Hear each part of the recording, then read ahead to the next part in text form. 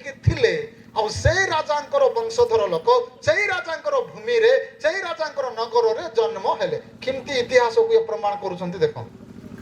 ପ୍ରମାଣ ସହିତ ପ୍ରୁଫର ସହିତ ଲୋକ ଖ୍ରୀଷ୍ଟମାସ କାହାଣୀକୁ ଲେଖୁଛନ୍ତି। ଖ୍ରୀଷ୍ଟମାସ କାହାଣୀ ଖ୍ରୀଷ୍ଟମାସ ଏକ ଆନନ୍ଦ ବିଷୟ ନୁହେଁ ଖାଲି, ଏହା ଅତ୍ୟନ୍ତ ଆନନ୍ଦଦାୟକ ସୁସମାଚାର ଆମ ପାଇଁ, ଅତ୍ୟନ୍ତ ଆନନ୍ଦଦାୟକ ମାନେ ଉତ୍ସବ ଆମ ପାଇଁ। କାହିଁକି ନା ଏଇଟା କିଏ ବି କହିପାରିବେ ନାହିଁ ଖ୍ରୀଷ୍ଟମାସ ଗୋଟେ ମିଛ କାହାଣୀ ବୋଲି। କିଏ କହିପାରିବେ ନାହିଁ ଯେ ଖ୍ରୀଷ୍ଟ ଏ ଜଗତରେ ନଥିଲେ ବୋଲି। କିଏ କହିପାରିବେ ନାହିଁ ଯୀଶୁ ବୋଲି କିଏ ଦୁନିଆରେ ନଥିଲେ ବୋଲି। କାରଣ ଇତିହାସରେ ପ୍ରୁଫ ମିଳିଛି ଅଲରେଡି। ମହାନ ମହାନ ରାଜା ମାନଙ୍କର ଡିଟେଲ ସେଠି ଦିଆଯାଇଛି। ଯଦି ସେ ରାଜା ମାନେ ନାହାନ୍ତି ବୋଲି ଇତିହାସ କହିବ, ତେବେ ଯାଇକରି ଲୋକ ଜଣେ କହିପାରିବ ଯୀଶୁଙ୍କର ଜନ୍ମ ଯୀଶୁଙ୍କର ବିବରଣୀ ମିଛ ବୋଲି। ତେବେ ଆମକୁ ଏଇଟା ଅତ୍ୟନ୍ତ ଆନନ୍ଦଦାୟକ ବିଷୟ ଖବର ଯେ ଆମେ ସାହସର ସହିତ ପ୍ରମାଣର ସହିତ ଏକ ସତ୍ୟ ଯୀଶୁଙ୍କର ଉପାସକ ଭାବରେ ସତ୍ୟ ଯୀଶୁ ଯିଏକି ପ୍ରକୃତରେ ଏ ପୃଥିବୀରେ ଜନ୍ମ ହେଇଥିଲେ ମନୁଷ୍ୟ ରୂପ ଧାରଣ କରି, ଯିଏକି ପୃଥିବୀକୁ ରଚିଥିଲେ, ଆଉ ସେ ତାହାଙ୍କର ଘଟଣା ସତ୍ୟ ବୋଲି ଆମେ କେତେ ଗର୍ବ ସହକାରେ ଆନନ୍ଦର ସହକାରେ ଅତ୍ୟନ୍ତ ଆନନ୍ଦରେ ଆମେ ଜଣକୁ କହିପାରିବା ଯେ ମୋ ଯୀଶୁ ଅନ୍ୟ ଲୋକଙ୍କ ଭଳିଆ କାଳ୍ପନିକ ନୁହନ୍ତି। ମୋ ଯୀଶୁ ଅନ୍ୟ ଲୋକଙ୍କ ଭଳିଆ ଗୋଟେ ମନଗଢା ରଚିତ କାହାଣୀ ନୁହନ୍ତି। ମୁଁ ଯାହାଙ୍କର ଆରାଧନା କରେ, ମୁଁ ଯାହାଙ୍କର ଉପାସନା କରେ, ମୁଁ ଯାହାଙ୍କୁ ବିଶ୍ୱାସ କରେ, ସେ ଐତିହାସିକ ଭାବରେ ପ୍ରମାଣିତ ଅଟନ୍ତି। ଏବଂ ଖାଲି ଐତିହାସିକ ଭାବରେ ପ୍ରମାଣିତ ହେଇନାହାନ୍ତି, ସେ ଗୋଟେ ଜିଓଗ୍ରାଫିକାଲି ଭୌଗୋଳିକ ଭାବରେ ବି ଯୀଶୁ ଖ୍ରୀଷ୍ଟ ପ୍ରମାଣିତ ହେଇଛନ୍ତି। କେମିତି? କୋଉ ଜାଗାରେ ଜନ୍ମ ହେଲେ? ବେଥଲେହେମ। କୋଉ ଜାଗା ମାନଙ୍କୁ ବି ଆମେ ଦେଖିଲୁ? ଜିହୁଦା ପ୍ରଦେଶ, ରାଇଟ? ଆଉ କଣ? ସିରିଆ, ଆଉ କଣ? ରୋମ, ଆଉ କଣ? କାଇସର ମାନେ ଲୋକର ନା, ଜାଗାର ନାମ କହୁଛୁ। ଜିଓଗ୍ରାଫି ମଣିଷ ବିଷୟରେ ପଢୁଛ ନା ଜାଗା ଭୂମି ବିଷୟରେ ପଢୁଛ? ଜାଗା।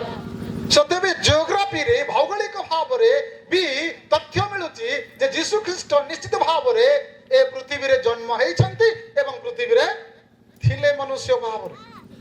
ବେଥଲେହେମ, ଏଫ୍ରାତା, ଏ ସମସ୍ତ ଆମେ ଜିଓଗ୍ରାଫି ଯାହାକି ପୃଥିବୀ ଭୂଗୋଳରୁ ବାହାର କରିପାରିବା ନାହିଁ। ବାଇବଲରେ ଖାଲି ଏତିକି ନୁହେଁ, ମନେ ଅନେକ ଅନେକ ଜାଗା ମାନେ ଯାହା ଯାହା ଦିଆଯାଇଛି ସେ ସମସ୍ତ ଏବେ ବି ପୃଥିବୀରେ ଇତିହାସରେ ଅଛି। ଏବେ ବି ଦୁନିଆରେ ସେ ଜାଗା ମାନେ ବଞ୍ଚିକି ଅଛି। ଯେମିତି ବାବିଲନ କଥା ଇତିହାସରେ ଅଛି, ଏବେ ବି ଅଛି।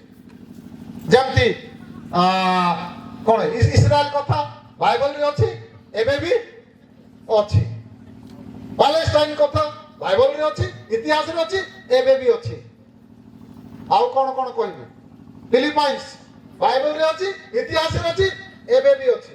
ଆଉ କଣ କହିବି? ବେଥଲେହେମ ବାଇବଲରେ ଅଛି, ଇତିହାସରେ ଅଛି, ଏବେ ବି ଅଛି। ସବୁ ଏତିକି ସବୁ କହିବା ପାଇଁ ବହୁତ ବଢିଆ ଲାଗୁଛି, କିନ୍ତୁ ସମୟ ନାହିଁ। ଐତିହାସିକ ଭାବରେ ସତ୍ୟ ପ୍ରମାଣ ଖ୍ରୀଷ୍ଟମାସ କାହାଣୀର ଘଟଣା ବର୍ଣ୍ଣିତ ହେଇଥିବାରୁ ଏହା ଏକ ଅତ୍ୟନ୍ତ ଆନନ୍ଦଦାୟକ ସୁସମାଚାର ବା ଉତ୍ସବ। କଣ? ଖ୍ରୀଷ୍ଟମାସ। ଆଉ ଗୋଟେ ବିଷୟ ଆମେ ଦେଖିପାରିବା କଣ ପାଇଁ ଏଟା ଅତ୍ୟନ୍ତ ଆନନ୍ଦଦାୟକ ସୁସମାଚାର। ସେଟା ହେଉଛି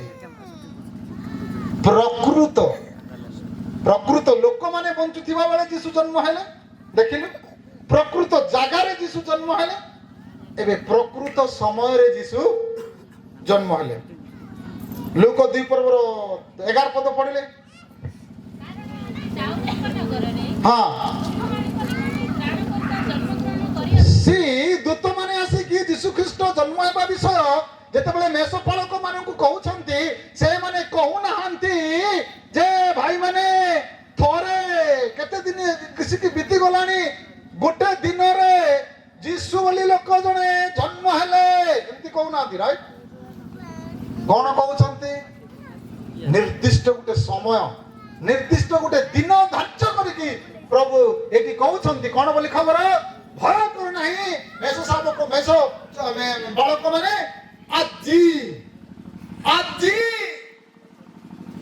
আজি যদি ସେ ସମୟରେ ଡେଟ୍ ହେଇଥାନ୍ତା ବୋଲେ ଡେଟ୍ କହିଦେଇଥାନ୍ତେ ଯେ କିନ୍ତୁ ଡେଟ୍ ତ ନଥିଲା ଘଟଣା ମାନେ ଖାଲି ମନେ ରଖିକି ଲୋକ କହୁଥିଲେ ଏଥିପାଇଁ ସେ କହୁଛନ୍ତି ଆଜି କେବେ ଶିଖି ଯୀଶୁ ଜନ୍ମ ହେଲେ ବୋଲି କହୁନାହାନ୍ତି ଯୀଶୁ ବୋଲି ଜଣେ ଲୋକ ଥିଲେ ବୋଲି କହୁନାହାନ୍ତି ଯୀଶୁ ବୋଲି ଜଣେ ଲୋକ ଜନ୍ମ ହେଇଛନ୍ତି ପୁଣି କହୁନାହାନ୍ତି ବର୍ତ୍ତମାନ ସେ ସାହସର ସହିତ କନଫିଡେନ୍ସ ସହିତ ସତ୍ୟ ସହିତ ପ୍ରମାଣ ସହିତ ଫ୍ରେଶ ଖବର ତାଜା ନ୍ୟୁଜ ସେ କହୁଛନ୍ତି ହେ ମେଷୋ ଚରାଳି ମାନେ ହେ ମେଷ ପାଳକ ମାନେ ଶୁଣ ଗୋଟେ ଆନନ୍ଦଦାୟକ ସୁସମାଚାର ଆଜି ଆଜି କଣ ହେଇଛି ରିଏଲ ସମୟରେ ପ୍ରକୃତ ସମୟରେ ଯୀଶୁ ଖ୍ରୀଷ୍ଟ ଜନ୍ମ ହେଇଛନ୍ତି ଆଜି ଏଇ ଆଜି ହେବା ପୂର୍ବରୁ ପ୍ରଭୁଙ୍କର ବହୁତ ବଡ ଯୋଜନା